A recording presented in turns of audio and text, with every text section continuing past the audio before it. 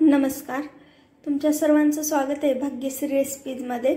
आज आपण बनवणार आहेत प्रसादाचा शिरा। एकदम कमी अशा साहित्यामध्ये एकदम छान असा, हे बघा, आपण खूप छान अशा पद्धतीने बनवलेला आहे हा शिरा। चला तर मग आता आपण रेसिपी बघूयात। आता आपण गॅस चालू करून घेऊया। यावरती ठेवायची आपल्याला एक कढई।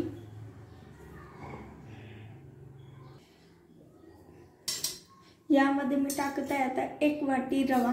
हा रवा मी चाळून घेतलेला आहे। हा रवा छान भाजून घेऊयात आता आपण।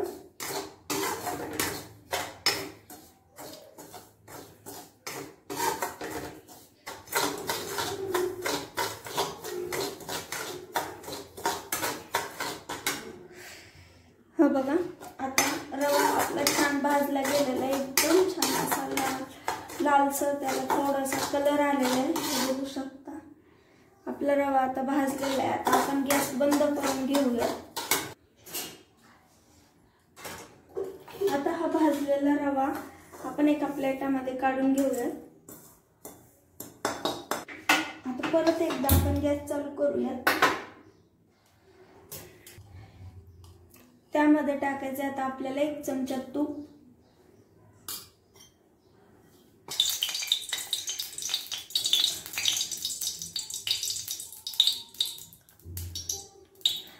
तूप छान गरम झालेलं आहे। आता आपल्याला त्यामध्ये टाकायचं आहे पाणी। 1 गिलास पाणी टाकलेलं आहे यामध्ये मी। आता यामध्ये टाकायचं आहे आपल्याला थोडंसं मीठ। कुठलाही गोड पदार्थ करत असताना त्यामध्ये थोडंसं मीठ टाकायचं आहे आपल्याला, त्यामुळे गोड पदार्थाची चव खूप वाढते। आता आपल्याला यावरती एक झाकण ठेवायचं आहे आणि याला एक उकळी काढून घ्यायची आहे। हे बघा, आता पाण्याला छान उकळी आलेली आहे। यामध्ये आता आपल्याला टाकायचा आहे भाजलेला रवा। आता हे छान मिक्स करून घेऊयात आपण। आता आपल्याला यामध्ये टाकायची आहे साखर। 1 वाटी रव्यासाठी या ठिकाणी 1 वाटी साखर घेतलेली आहे मी। टाकायचं आहे 2 चमचे खोबरं।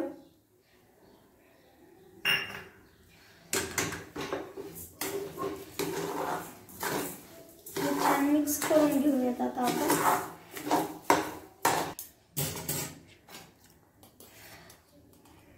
वरून परत आपल्याला 1 अर्धा चमचा तूप टाकायचं आहे।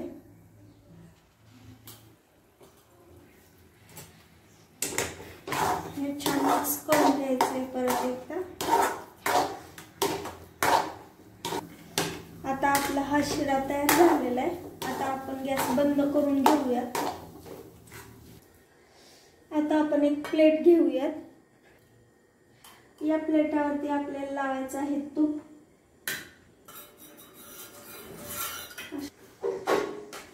आता आपल्याला टाकायचं आहे यामध्ये शिरा। टाकायचं आहे खोबरं, किसलेलं खोबरं टाकते आपण यामध्ये। आता बदाम घेतलेले होते ते आपण छान याच्यावरती लावून घेऊयात। आता पिस्ता घेतलेले आहेत काही यामध्ये, हे पण छान लावून घेऊयात आता आपण।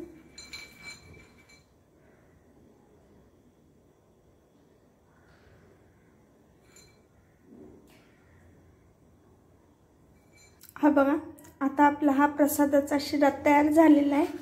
तुम्हाला माझी आजची ही रेसिपी कशी वाटली नक्की कमेंट करून सांगा। आवडली असेल तर लाईक करा, तुमच्या मित्रमैत्रिणींमध्ये शेअर करा आणि सबस्क्राईब करा। थँक्यू।